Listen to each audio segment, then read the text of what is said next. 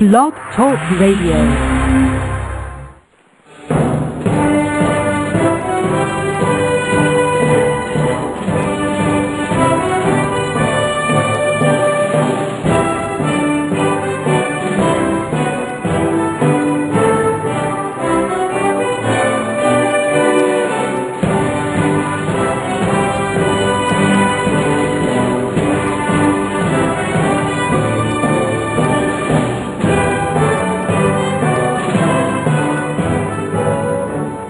Boa noite, meus amigos. Estamos aqui de volta. Vou começar aqui dando alguns avisos. O primeiro é que na próxima quarta-feira, dia 19, às 19 horas, haverá ali na E-Realizações, na Rua França Pinto 498, o lançamento do livro do filósofo brasileiro Mário Ferreira dos Santos, o livro Tratado de Simbólica.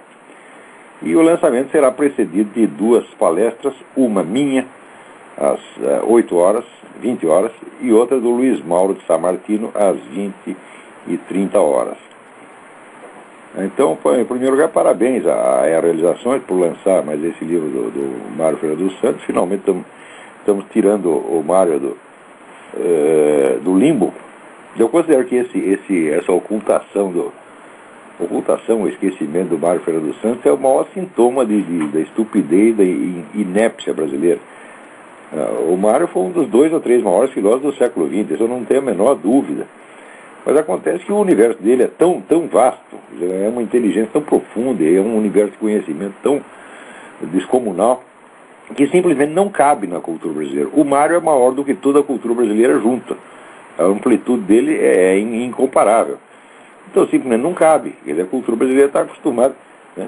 Então, amigo meu, Jerônimo Moscardo, que foi ministro da Cultura no tempo do Itamar, ele dizia que os assuntos da cultura brasileira, os assuntos da nossa literatura é assim: ele usou minha pasta de dente, ele usou minha cueca, ele passou a mão na minha bunda. Esse era o horizonte máximo de preocupação, né? Você lê a obra inteira do Luiz Fernando Veríssimo, por exemplo, isso não vai passar disso aí. Quer dizer, é tudo fofoquinha, besteirinha, uma coisinha provinciana, de repente aparece aí, né? Ou então é essa repetição da vulgata marxista, comunista mais idiota. O sujeito no Brasil ele faz isso, ele repete ali aquelas publicações da KGB, ele vira professor titular, né?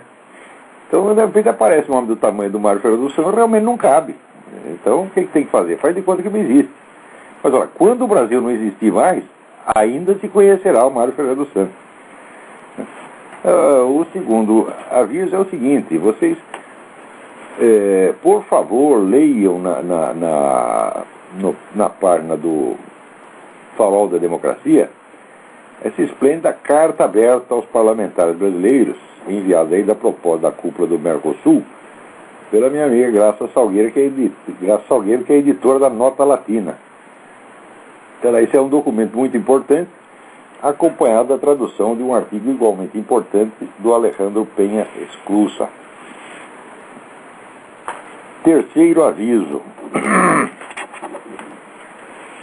No ano que vem, de 14 a 26 de abril, eu vou dar aqui, no estado da Virgínia, uma cidade chamada Colonial Heights, um curso de filosofia política.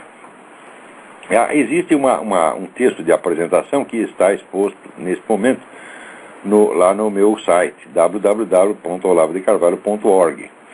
Ali dá mais um resuminho do espírito da coisa. Eu tenho trabalhado em alguns desses temas, como preservar a natureza do poder, a natureza do Estado, faz algum tempo.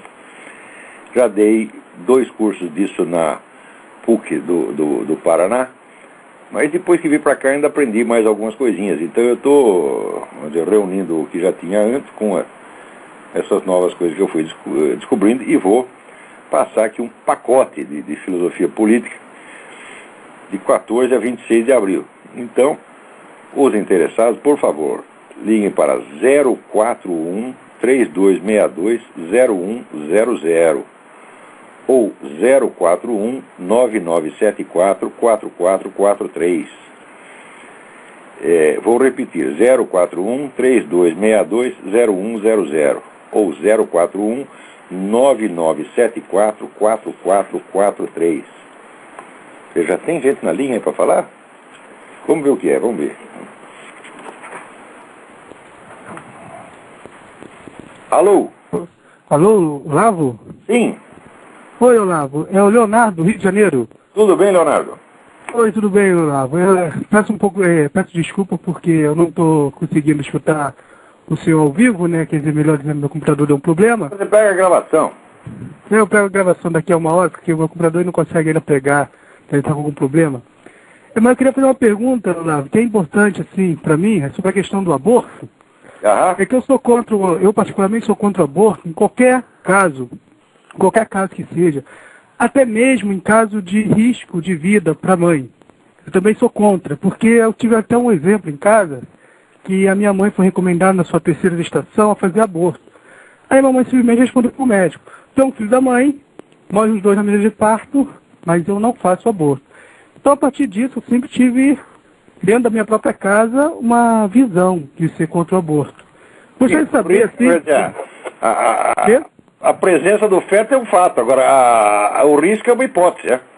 É, porque eu acho que, não sei se você ouviu também o caso que teve aí, né, nos Estados Unidos, que do caso de gêmeos, que tentaram diminuir a placenta, tentaram fazer de tudo para eliminar um dos gêmeos que estavam, porque dizendo que tinha que eliminar um para o outro sobreviver, acabou nascendo os dois, né, de saúde perfeita. Entendeu? Então eu sempre tive assim, porque uma vez eu estava no seu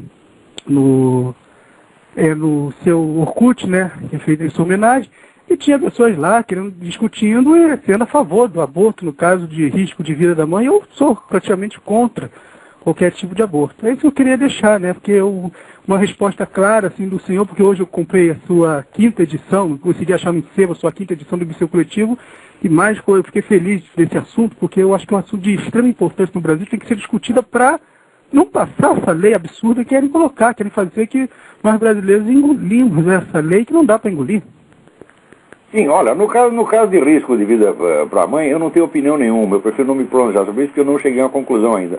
Mas, de modo geral, quer dizer, o aborto é um homicídio caracterizadamente, né?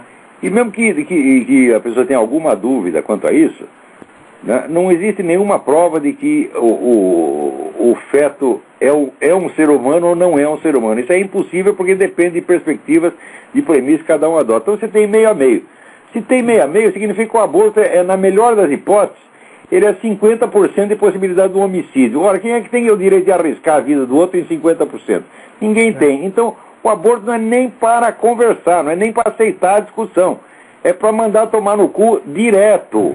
Abortista é criminoso, é uma mentalidade monstruosa, ele gosta de abortar, ele gosta de matar os fetos. Eu não tenho a menor dúvida, as pessoas têm satisfação nisso. Tem muita gente que está nisso, que está metido em rito satânico. Esse pessoal das chamadas católicas pelo direito desse são uma organização satânica, faz rito satânico, publica poemas em louvor de Satanás, e essa matança de crianças, para eles, tem significado ritual. Essa gente tinha que estar toda na cadeia. Tá, e todo abortista é contaminado por essa mesma mentalidade. Quer dizer, não tem perdão, não é uma questão de mera diferença de ideias. Ah, você tem sua opinião, tem a minha. Tem sua opinião, caralho, sua opinião é criminosa. Não venha com uma doutrina criminosa pra cima de mim, querendo matar pessoas e achando que é bonito. Tá certo? A resposta é: vai tomar no cu. Essa resposta você tem que dar. É, porque até os próprios médicos, sérios médicos... A gente aceita discussão séria de ideia séria. Agora o nego vem com uma coisa dessa e quer parecer respeitável. Ora, porra. De médicos sérios... Você gosta de aborto, que se aborte assim mesmo. Uma vez propus, quer dizer, o aborto voluntário retroativo. Você gosta de aborto, você aborta você mesmo retroativamente. Suprima-se, suma-se. Como diz o americano, drop dead. Entendeu? É, porque aqui eu já escutei comentários, tem um site que é muito bom, é o site do Provida, né? O pessoal colocou e os médicos falando que até o caso de aborto terapêutico, que eles chamam, que é um termo pejorativo, é raríssimo. É raríssimo. O médico não pode salvar tanta vida. Esse charlata desse ministro temporão aí, fica dizendo que tem uma epidemia de mulheres morrendo por causa de aborto ilegal. Tem nada, tem 7, 8 por ano, porra. Não, que ele fala assim, é raro o médico hoje em dia ficar de braços cruzados perante o aborto. Antigamente, alguns anos atrás, o médico ficava de braços cruzados, mas não fazia o aborto. Tinha uma questão ética de não fazer. Hoje em dia ele tem todos os recursos para não fazer e quer fazer. Mas quer fazer, exatamente. Eles querem, estão falando de ter uma satisfação, é um negócio sádico, maluco, tá entendendo? Eu estou com o saco cheio já de dar atenção para maluco, que vem com ideias criminosas para cima da gente e quer que a gente ouça aquilo, sabe, com a maior cara de respeito. Pois é, né? Como diz, não, isso aí é essa liberdade de opinião. Bom, a liberdade de ser idiota, você tem. Agora, quando a idiotice passa do limite, começa a ser idiotice criminosa, você não tem mais direito, não. Eu acho que ninguém tem o direito de ser a favor do aborto. Eu acho que ninguém pode pregar uma ideia dessa. Isso é a mesma coisa que pregar nazismo, pregar genocídio, né? Pregar eutanásia, pregar pedofilia. É a mesmíssima coisa. Tem que calar a boca e mandar tomar no cu. Pois é, Olavo. É isso mesmo, Olavo. Então, deixar um abraço para tu aí, para tu continuar o teu programa. Boa sorte, vai em frente aí. Tá ok. Um abraço. Abraço. Eu queria aqui também alertar os ouvintes para um site muito interessante. www.aristoi.com.br, que é um site feito aí pelo Lucas Mafalda e Silvio Grimaldi, que está planejando, vamos dizer, a edição de uma série de livros conservadores indispensáveis ao conhecimento do pensamento conservador, né? Porque sabe o que se entende por conservadorismo no Brasil? É aquele recorte monstruoso feito pelo Dr. Emir Sader e outros cúmplices, né? Naquele maldito dicionário crítico do pensamento de direita, em que não tem um único pensador de direita lá. Primeiro, porque os autores não leram. Segundo, porque eles não querem que vocês leiam. Tá certo? Então, eu há anos estou dizendo isso, que existe um déficit de aproximadamente 2.000 livros para poder ter um debate, para poder começar a ter um debate político no Brasil, tem um déficit de 2.000 livros conservadores. Porque se é para ter uma discussão, então as ideias dos dois lados têm que estar conhecidas. Agora, o fato é o seguinte, o aparato editorial brasileiro é dominado pelo Partido Comunista desde os anos 30. Quem não puxa o saco do Partido Comunista não sobe na vida literária nacional. É boicotado, tá certo? Às vezes consegue uma vitória, às vezes o nego quando está de aos 90 anos, né, consegue um reconhecimento, como aconteceu com o meu amigo Antônio Olinto. Antônio Olinto, né, embora fosse, vamos dizer, a gentileza em pessoa, embora ele como adido cultural na nossa embaixada em Londres, ele vivesse ajudando os esquerdistas que chegavam lá fugindo da ditadura, ele era pessoalmente um conservador. Então, apesar de todos os favores recebidos, os caras odiavam ele. Resultado, durante mais de 20 anos, o nome do Antônio Olinto ficou proibido na imprensa literária nacional. Daí, no fim, quando o homem já está velhinho, tá certo? Bota ele lá na Academia Brasileira de Letras e já tem gente reclamando, né?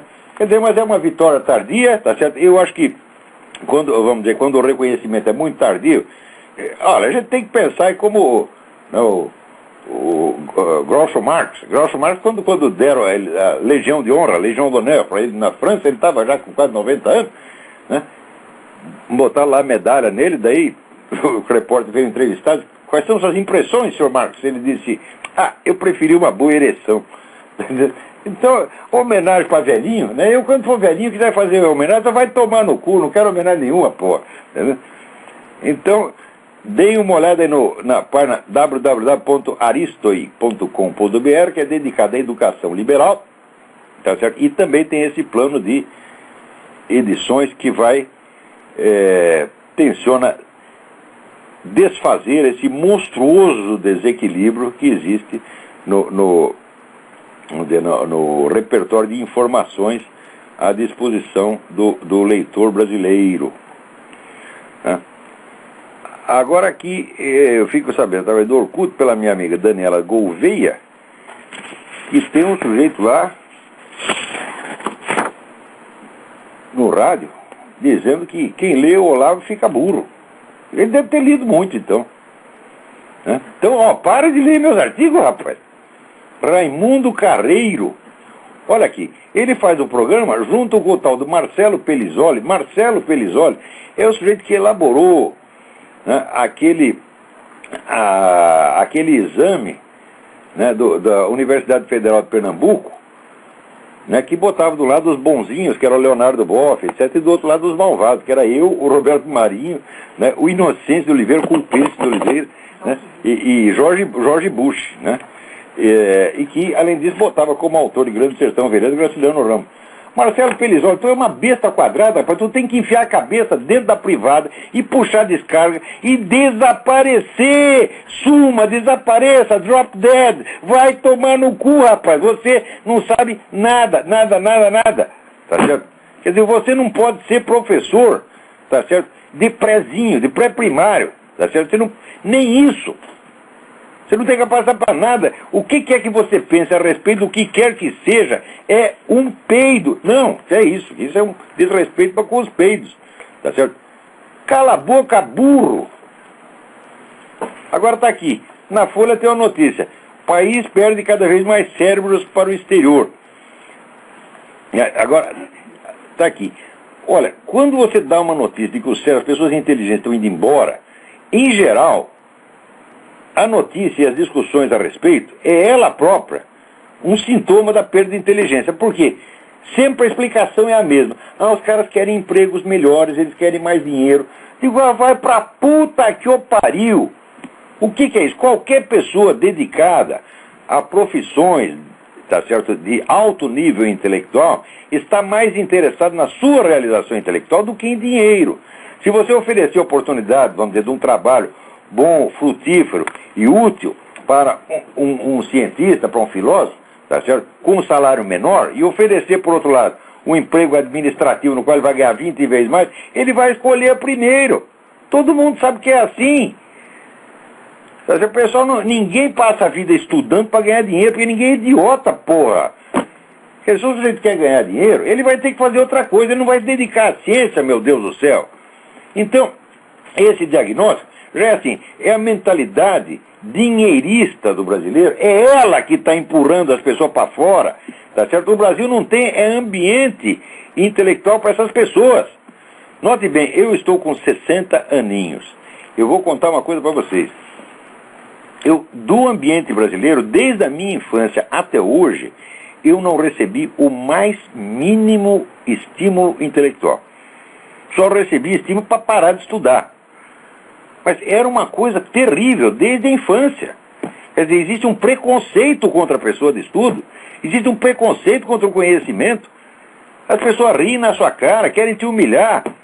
Tá certo? Tem gente que fica inibido. Eu, graças a Deus, sempre fui um cara de pau. Então eu já mando tomar no cu logo, tá entendendo? Agora, eu vejo que as pessoas mais sensíveis, tá certo? Mais tímidas, né?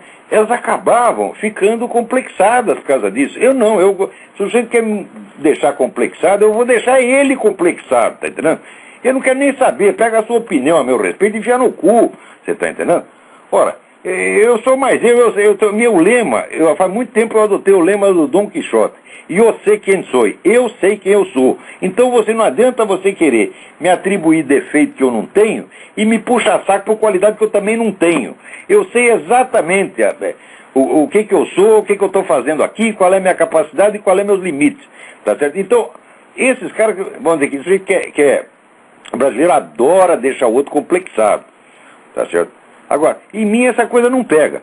Pegava quando eu era moleque, quando eu era burro, quando eu era adolescente. Todo adolescente é um cretino. Então logo eu cheguei à idade madura, eu falei, vamos parar com essa porra, tá entendendo? Agora, é isto que faz as pessoas inteligentes ir embora do Brasil. É essa falta de ambiente. Tá certo? Se houvesse amor ou conhecimento, se houvesse seriedade nesse país, as pessoas consentiriam em ganhar menos. Por quê? Porque elas não apenas amam o trabalho que estão fazendo, mas elas amam o seu país, elas querem ajudar o país.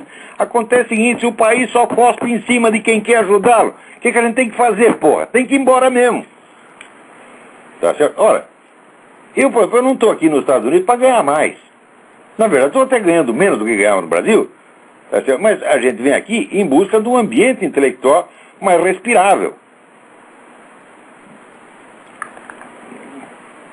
Então, ai. Bom, vamos lá. Agora tem aqui, o João Cláudio me pergunta, ele faz duas perguntas muito interessantes. Primeiro, qual relação você vê entre o desejo mimético de René Girard e o orgulho na concepção cristã? não aquele orgulho do senso comum, mas aquele que é considerado como origem do pecado. Olha, João Cláudio, durante o tempo eu achei que tinha alguma coisa que ver, mas depois eu observei o seguinte, que existe desejo mimético entre os animais. Eu sempre gostei de cachorro, sempre tive cachorro, e testei, quer dizer, um cachorro, você oferece um negócio para ele, daí ele não quer. Daí oferece para outro cachorro, ele imediatamente passa a querer, tá entendendo? Então eu falei, porra, isso aí é o desejo mimético do René Girard. Então, quer dizer, o desejo mimético tem uma origem animal, alguma origem animal, e eu acho que isso aí deveria ser estudado melhor, tá entendendo?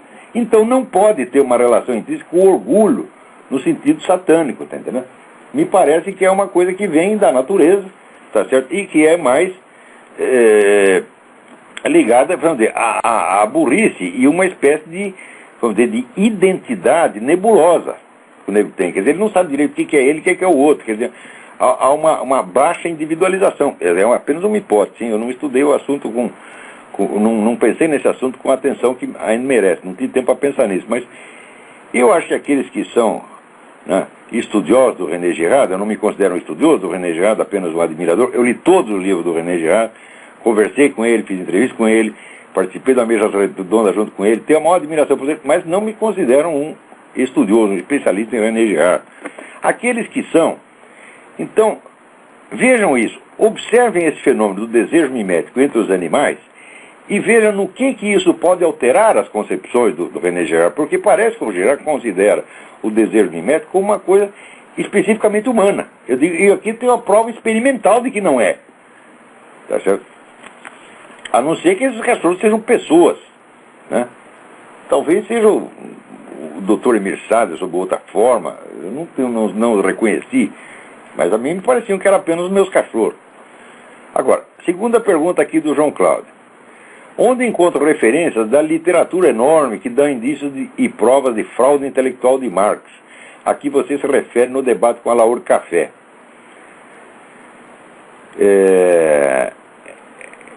Então, está aqui, ele cita a minha frase. Os indícios, as provas da fraude intelectual de Marx são vastíssimas, é uma literatura enorme. Infelizmente, essa literatura no Brasil é desconhecida, porque o ensino universitário aqui é nessa base. Isso é redoma, quer dizer, você fica fechado dentro de uma redoma e só não pode saber nada do mundo exterior. Daí prossegue aqui o João Cláudio. Estou muito interessado nela porque estudo em uma universidade pública, a Unicamp. A Unicamp é a universidade desse seu Quartim de Moraes, aquele palhaço vigarista, tá ouvindo bem o Quartim de Moraes? Vigarista, mentiroso do caralho, que sai se alardeando que foi condenado por um crime, e daí quando a gente acusa ele do mesmo crime, ele diz que a gente é caluniador. Ora, vai pra merda, né? Como é que um sujeito desse, esse cara não tem moral, você tá entendendo? Precisa para ser instrutor de futebol, e é professor de ciência política, lá na Unicamp, parece que é chefe de departamento. Isso é uma vergonha, porra. O cara, ele desde que ele existe, ele só trabalha pro Partido Comunista, ele só faz propaganda comunista, ele nunca leu nada fora disso, não tem nem cultura. Quartinho, tu não tem capacidade, tá certo? Agora, daí ele diz, não fui condenado por aquele crime, fui condenado por outro. Por quê? Porque foi a organização dele que matou lá o capitão Cheddar, e ele, embora seja dirigente, né, da organização, ele disse, não fui condenado por isso, fui condenado por outra coisa. Ora, porra, mas foi você que ficou se gabando disso. Foi, aquela ação me rendeu 2 anos de condenação, daí eu repito isso e ele me acusa de caluniador. Caluniador é a puta que eu pariu, seu vagabundo. Bom, mas isso é só para você, estou falando isso só para ter uma ideia do nível, tá certo, do que se chama professor universitário no Brasil hoje. Tá certo? Que são pessoas que eu não entregaria o meu cachorro para eles treinarem. Não tenho confiança nem para treinar como treinador de cachorro, quanto mais como professor e professor universitário. E você entrega o cachorro, ele vai ensinar o cachorro a bater carteira, né? Cheirar a coca, daqui a pouco chega o cachorro drogado, porra. Né? Então, vamos dar. Então daí que prossegue aqui o João Cláudio. Né? E muito pouco se ouve da crítica ao marxismo. A Marx é claro, mas aí é o tempo do comunismo, é o tempo do stalinismo. O chefe daí da filosofia política não é esse Quartim de Moraes, que é um homem que puxa o saco de Stalin, ele gosta de Stalin, porra. Você tá entendendo? Ora, vá merda. Daí pede o João Cláudio algumas referências sobre essa questão da fraude intelectual de Marx. Olha, existe fraude intelectual, é um modo de dizer, porque uma coisa é Quando a gente fala fraude intelectual, é quando é, vamos dizer, uma fraude na concepção. Né? Isso não quer dizer um erro de concepção. Uma coisa é erro, outra coisa é fraude. A fraude é quando você vê que o sujeito falseia propositadamente os conceitos que ele está usando para chegar a um resultado predeterminado. Isso ele faz. Agora, existe outra coisa que é a fraude material. E Marx faz as duas. Então, vamos lá. Com relação à fraude intelectual, sugiro que você leia o capítulo correspondente a Marx na History of Political Ideas de Eric Voegelin. Tá certo? Que após demonstrar o que ele faz lá, como é que ele faz a maquiagem na filosofia de Hegel, tá certo? Para chegar a um resultado predeterminado, ele chama Marx literalmente de intellectual swindler, quer dizer, vigarista intelectual. Ainda mais nesse sentido, né, existe o livro do Paul Johnson, Intellectuals, tem os intelectuais, que tem uma tradução brasileira pela editora Imago, né, os intelectuais. Né. Agora, indo mais para a fraude material mesmo, tem o livro do Nathaniel Weil, W-E-Y-L, Karl Marx, Racist, Karl Marx, racista.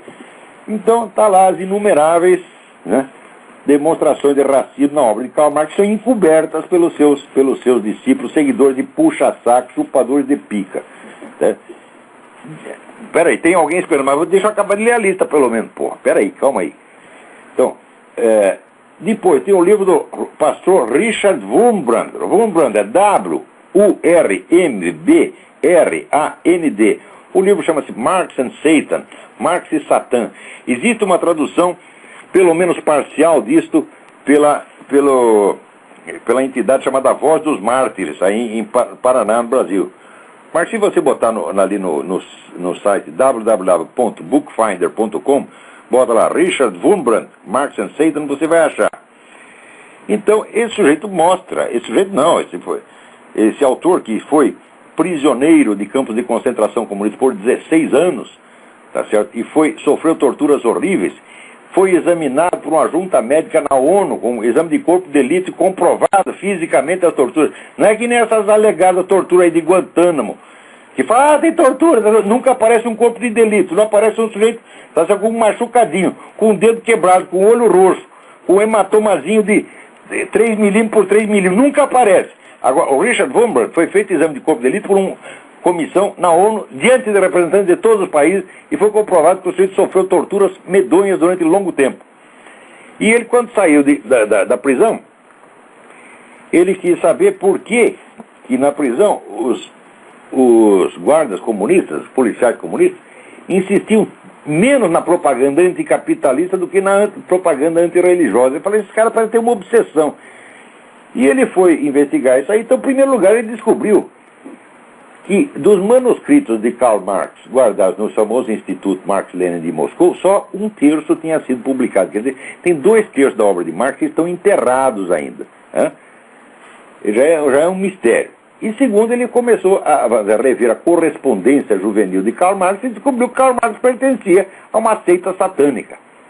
Isso é um dado de juventude, até que já foi ocultado por todos os biógrafos de Marx.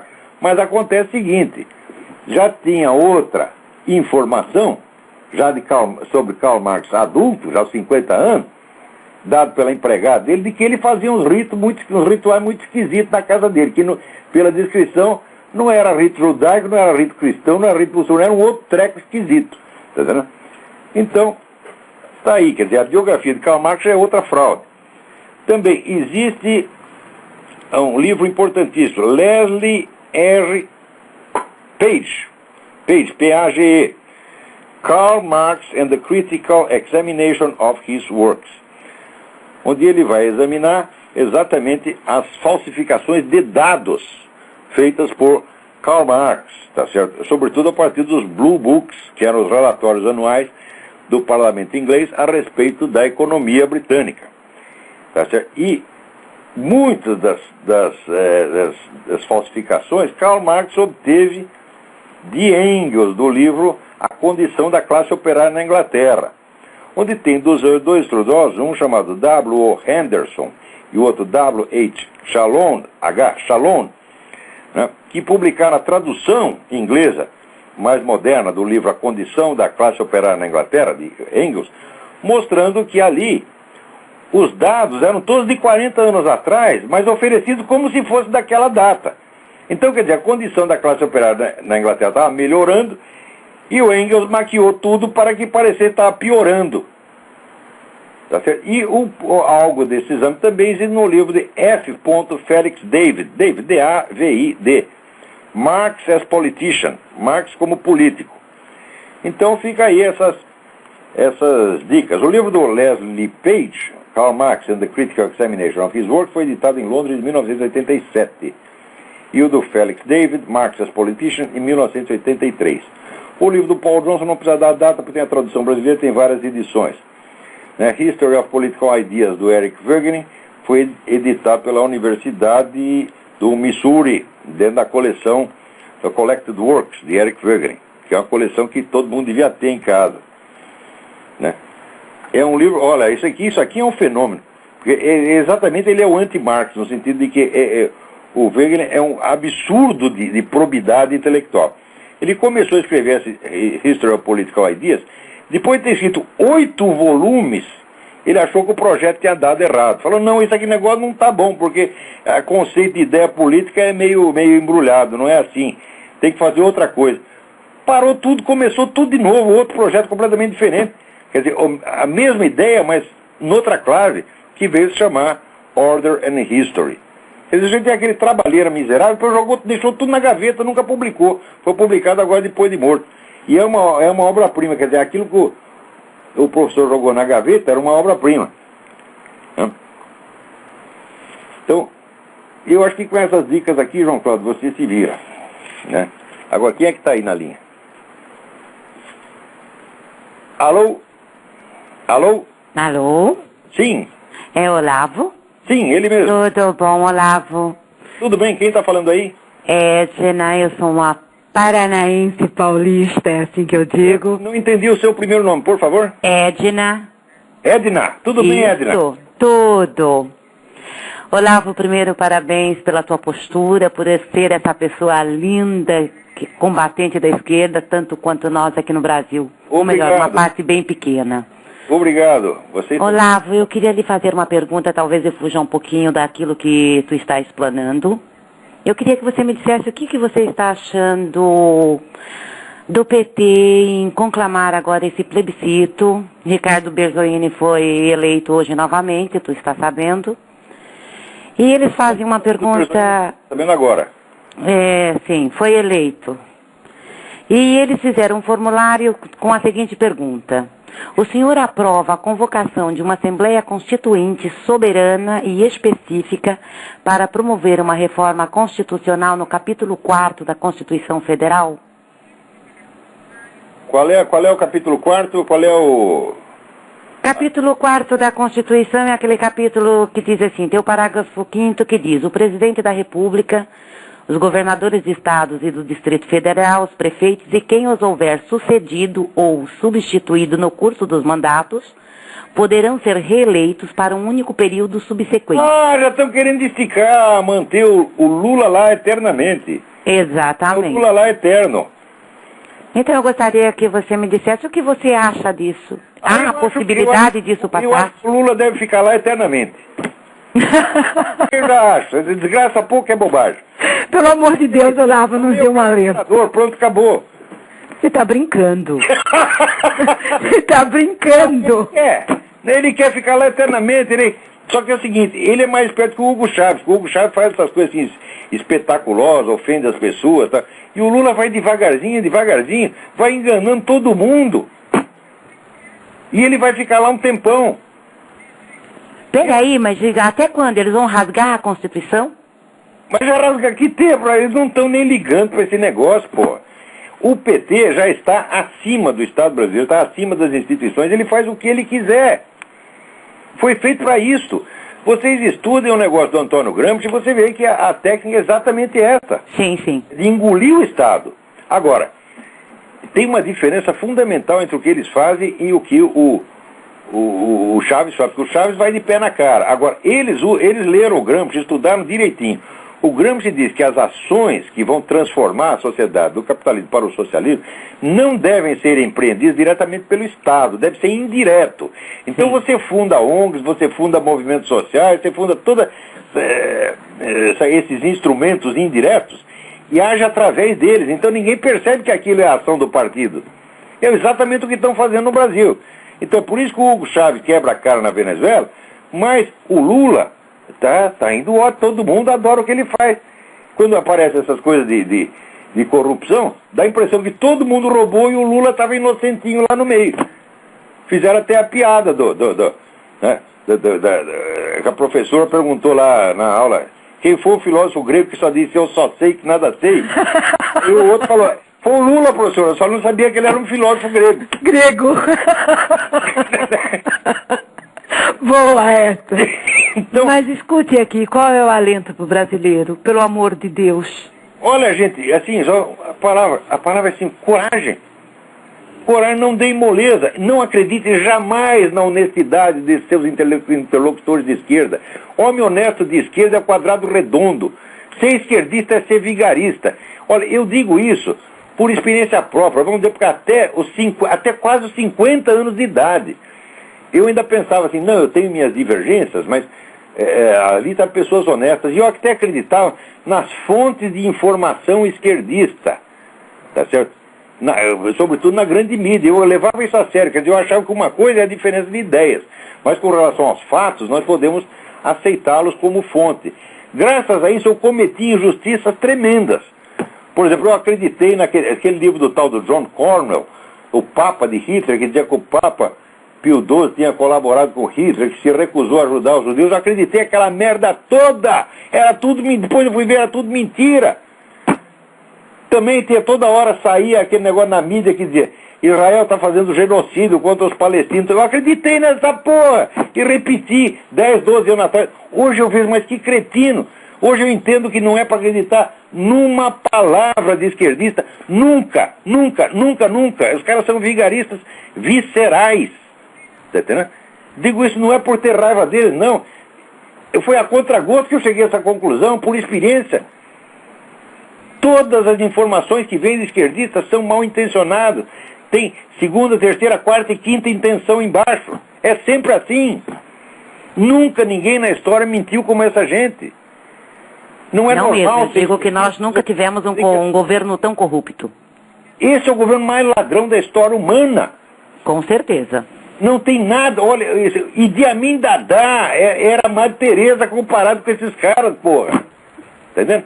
O Papadoc coraria de vergonha, tá certo? Mas me diz uma coisa, Olavo.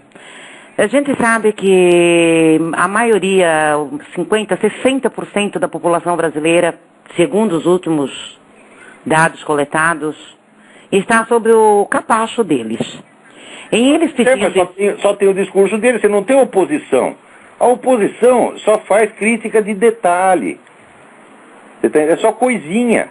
Exato. Agora, o grande crime mesmo, que é a existência do Foro de São Paulo, essa parceria de mais de uma década... Mas o Foro agora, Olavo, eu digo assim que o Foro, antigamente, até, vamos colocar, há um ano atrás, esse Foro ele estava totalmente envolto numa nebulosa.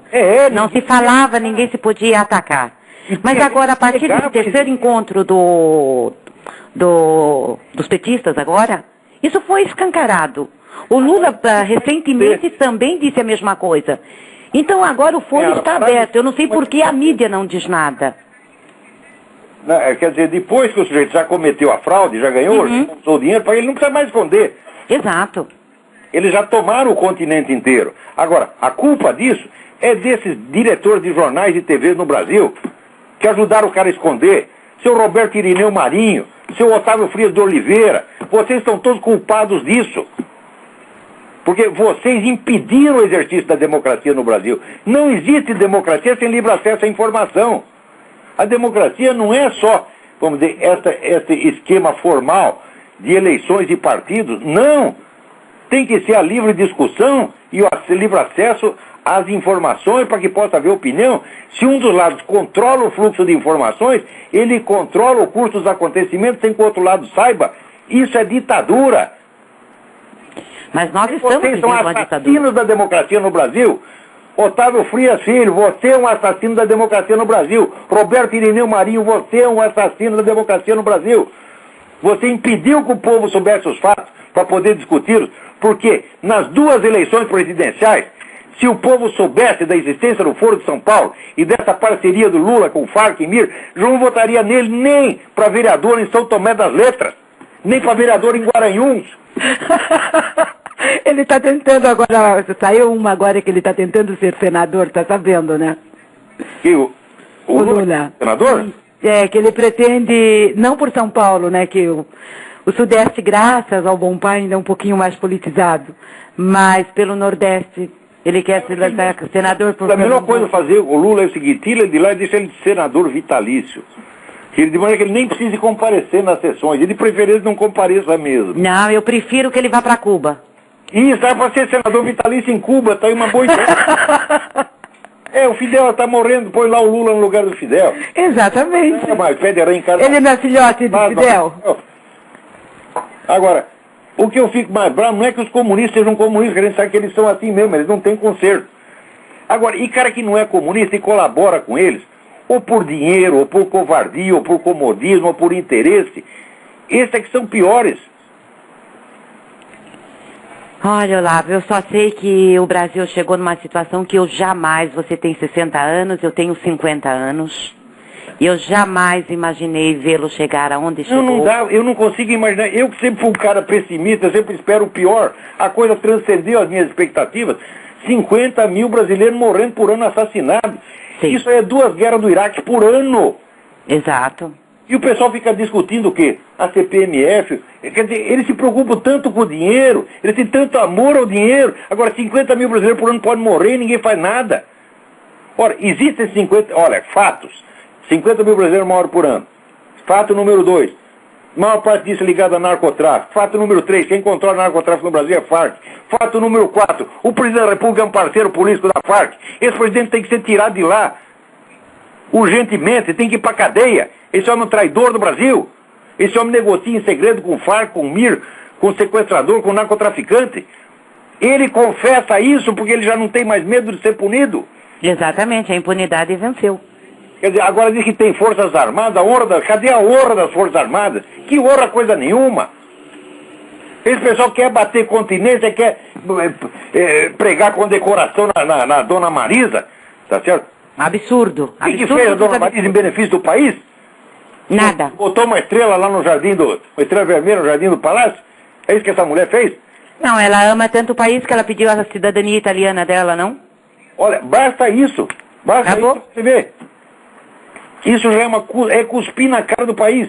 Exatamente. Na cara do próprio marido. Olha, confio tanto na gestão do meu marido que vou arrumar uma cidadania extra para dar no pé quando o negócio engrossar. Ele vai para o país, mas na Itália vai sobrar um pouquinho para mim. Eu sabe que isso me deu um lenitivo quando ela pediu. Falei, quem sabe ela já está antevendo alguma coisa e nós nos livramos deles. Pois é, vai embora para a Itália logo. Com certeza. Ressuscita Gramsci por lá, por favor. Na Itália ninguém mais liga para Gramsci, né? O Partido Comunista Italiano já mudou de nome. É Partido da Esquerda Democrática, qualquer... Então procure onde está o túmulo dele e se enterre por lá. Pois é. Olha, Olavo, adorei falar contigo. Muito eu espero de coração que o Brasil tenha, assim, que o Natal, que Jesus faça alguma coisa por todos, que ilumine a todos. Nós não temos que rezar muito, mas o que nós mais temos que pedir é, Deus, nos dê coragem para enfrentá-los. Faça que nós sejamos verdadeiros seres humanos, não lagartixa, tatu-bola, para não falar viado. Tá entendendo? É verdade. Sem desdouro para os gays, porque tem muito, eu já sei muito gay corajoso ao longo da história, mas existe a viadagem moral, tá, que é muito pior do que a viadagem anal, você está entendendo? É verdade. Esse aqui é o problema da viadagem cerebral. É verdade. É porque o viado é o que ele dá o rabo dele. Agora, esses caras dão o dos outros, eles dão o nosso, pô. Dão o nosso, é verdade. É verdade. Olha, querido, tudo de bom para você. Muito obrigado pela sua participação. Que você persiga tudo aquilo que você tem feito até agora, que continue assim, torcendo pelo Brasil de fora, claro, e nós aqui estamos na melhor das essa luta aí para ver se pelo menos Deus perdoa meus pecados, entendeu? Olha, eu vou fazer todo o possível. Quando não der mais, eu digo assim, eu vou fazer como você, eu vou embora. Eu quero arrumar um pretexto para Jesus Cristo dizer alguma coisa a meu favor no vídeo final, né? Mas nós temos Jesus no coração. Isso eles não nos tiram. Ah, não tiro, de jeito nenhum. Pode ter certeza. Beijo grande, meu amigo. Pra você também. Tchau, tchau. Vamos lá, agora olha aqui. Tem aqui no site do um rapaz chamado Rodrigo Silva Barros, né? Ele resume aqui uma notícia que saiu do World Net Daily. Ele diz aqui: os ataques de Matthew Murray, 24 anos, a organização Youth with a Mission, que é a igreja New Life, na última semana em Colorado, indica que a hostilidade entre cristãos nos Estados Unidos atingiu um novo patamar. Murray, antes dos ataques, aparentemente deixou mensagem em um fórum da internet, segundo o National Terror Alert. Ele dizia que, entre outras coisas, que odiava os cristãos e os culpava por todo o mal do mundo, né? E aí vai. Olha, isso aí é a 10ª vez que acontece ataque à igreja cristã por parte de pessoa que expressamente diz que faz isso por ódio anticristão, e isso aqui nos Estados Unidos não é considerado crime de ódio. Agora, se um sujeito mata um homossexual para roubar, sem nem saber que o nego é homossexual, de imediatamente isso é hate crime, tá certo? Então, já dão a ideia de que é um genocídio homossexual. Agora, os cristãos estão apanhando pra caramba, toda hora levam um tiro, né? E os caras ainda fazem um discurso anticristão, dizem, não, vamos matar cristão mesmo, ainda diz, tem que matar todos, tá certo? E culpa por todos os males do mundo, ainda sai livro pra caramba dizendo isso aí. A igreja cristã é culpada de todos os males do mundo. Não está esse vagabundo, esse Christopher Hitchens, Richard Dawkins, esse Sam Harris, Daniel Dennett. Daniel Dennett e Hitchens levaram uma surra do Dinesh de Souza nos debates. Vocês procurem aí, tem no YouTube. Nossa Senhora, o Dinesh de Souza é um sujeito assim, ele é pequenininho, né? É um homem verde, porque é indiano, né? Então é uma pessoa que não, vamos dizer, fisicamente ele não atrai atenção, ele parece parece um brasileirinho, né? E chega lá e pega aqueles camaradas solenes, o Hitchens é um inglês todo solene, o Daniel Dennett é um gordão enorme, parece Papai Noel, e chega aquele baixinho lá, estraçalha com os fulanos, é uma delícia você ver. Até ele trata os camaradas com muita educação que não merecem, né? Agora, aqui também estão votando aqui uma lei de que se você der umas palmadas na bunda do seu filho, você vai para cadeia. Já tem essa lei no Brasil. Eu disse que, olha, quando votaram essa lei, eu disse que os deputados e senadores votaram em causa própria, porque eles, né, ficaram sabendo que a mãe dele estava descobrindo tudo o que eles estavam fazendo, a vigarice que eles estavam fazendo, ficaram com medo de levar as palmadas na bunda, diziam, vamos fazer uma lei proibindo isso, tá entendendo? E fizeram e proibiram, então agora não pode mais dar, né? Já que não pode dar palmada na bunda das crianças, dá dos deputados, tá entendendo? Olha, no meu filho não posso, mas na sua bunda eu posso. Agora, que coisa. Você vê que esse pessoal não tem vergonha mesmo. Os comunistas sempre foram, né, especialistas em inventar entidades de fachada com aqueles nomes comoventes, eram nomes tão humanitários que você só de ler o nome da entidade você já chorava. Mas inventaram um agora que é insuperável, que se chama Comitê de Defesa da Humanidade. Isso quer dizer o seguinte: eu suponho que a Terra terá sido invadida por extraterrestres, então temos que defender a humanidade como um todo contra essa ameaça externa, né? Porque até hoje a pessoa defende uma parte da humanidade contra a outra parte, mas não, esse aqui defende a humanidade, né? Agora, defende a humanidade contra quem? Quando você vai ver, não é toda a humanidade, não, né? Aqui, o presidente de honra é o Oscar Niemeyer, veja aqui, depois tem Cecília Conde, e até o Ledo Ivo entrou, né? Ô Ledo Ivo, tu não tem vergonha, rapaz! Pô, tu tá com 80 anos, tu é um excelente escritor, eu tenho bom respeito por você. Você entra nessa putaria comunista?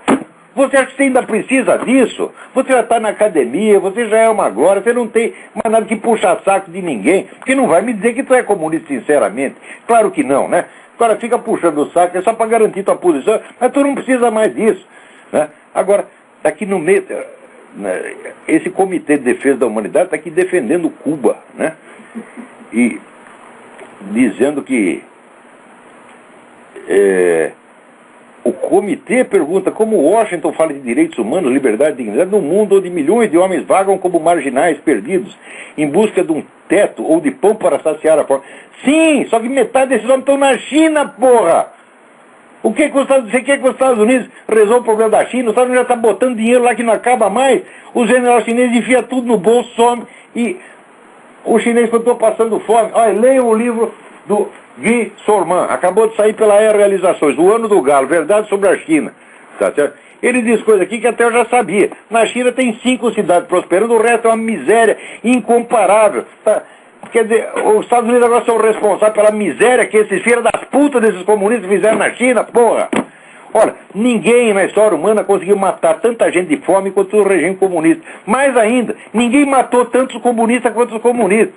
Você faz a lista aí de quantos comunistas foram mortos por regime de direita, não dá 1/1000 do que foi morto por Mao Tse Tung e Stalin, porra.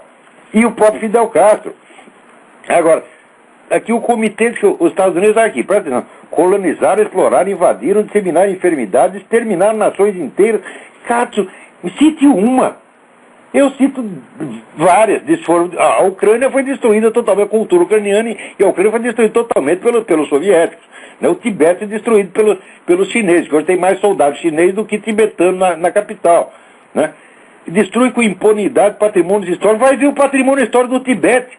Vai ver o que fizeram no Afeganistão. Eles acusam, é aquele negócio do Lenin. Acuse-os do que você faz, xingue-os do que você é. Olha aqui, membros dessa merda desse comitê, vocês são um bando de mentirosos, vigaristas, filho da puta, isso que vocês são. Não vem dizer que é uma questão de divergência de ideias, de que eu devia ser educado. Isso não é divergência de ideia, não é divergência moral. Eu tenho vergonha na minha cara, vocês não têm. Vocês sempre viveram disso, vocês ganham um montão de dinheiro, tá certo? Vendendo, proxenetando aí os pobres, tá entendendo? Ora, que coisa. Tem mais alguém na linha? Vamos lá, atender o último, porque tá quase no fim. Alô? Alô, Olavo? Sim. Olavo, é o Renato de São Paulo? Tudo bem, Renato? Olavo, eu queria fazer uma pergunta sobre uma coisa que tá meio que escondida ultimamente, mas parece que tá crescendo, entendeu? Junto com esse de MST, que é o movimento negro, né? No Brasil. Eu queria saber se, assim,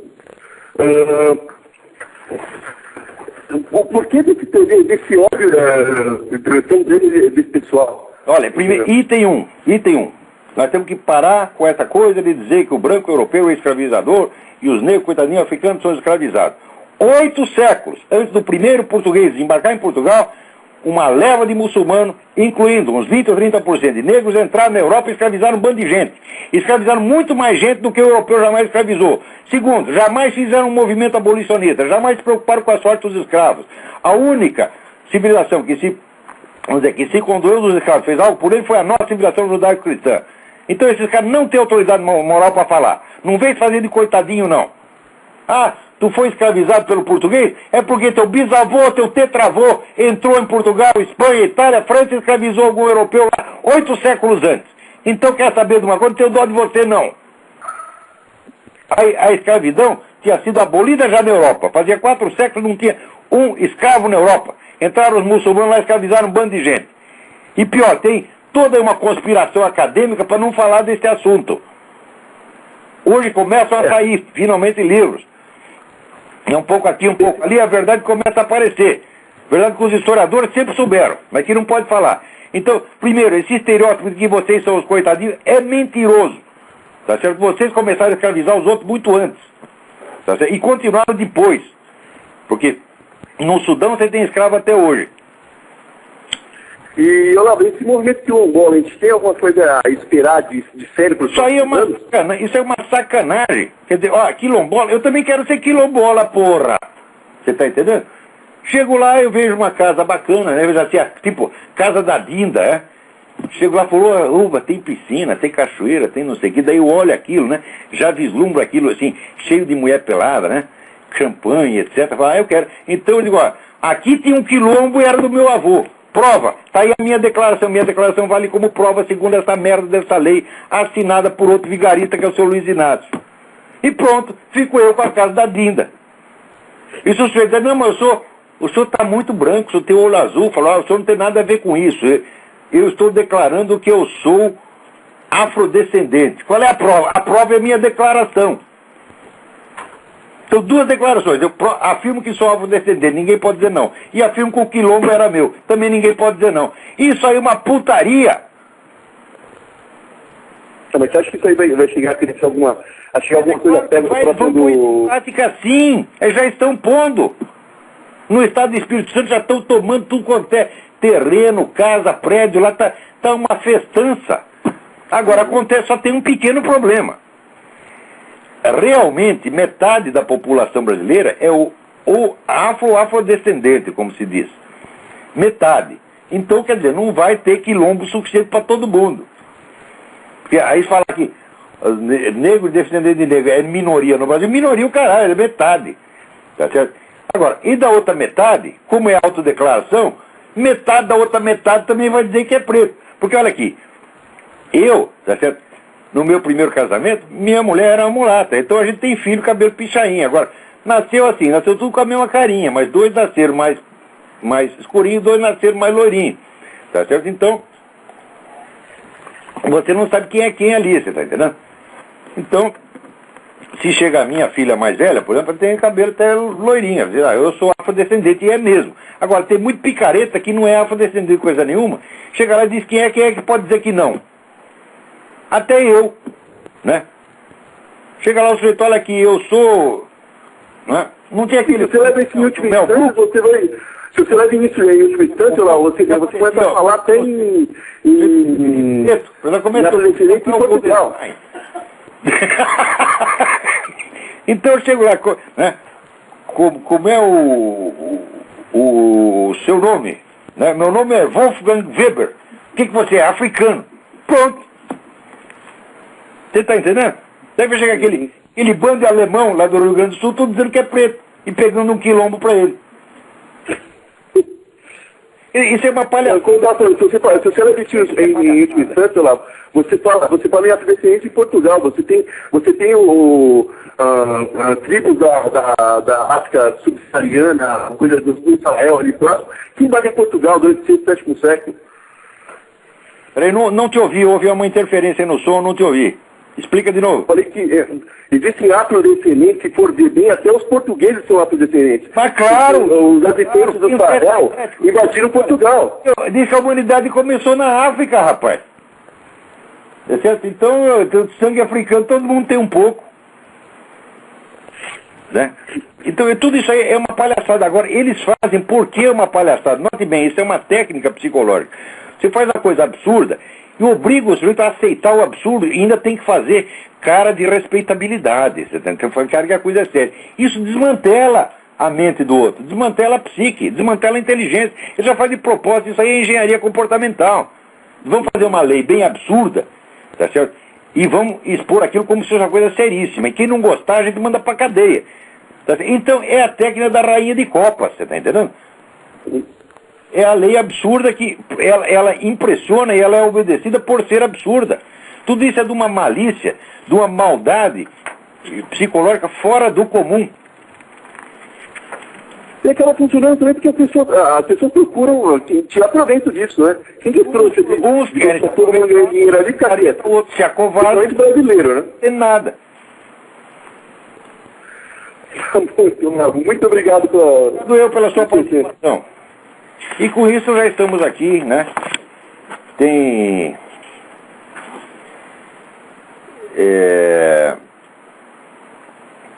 Olha aqui, só para terminar, aqui saiu uma pesquisa, está no World Net Daily, né? The Danger of Gun-Free Zones, o perigo das áreas livres de armas, né?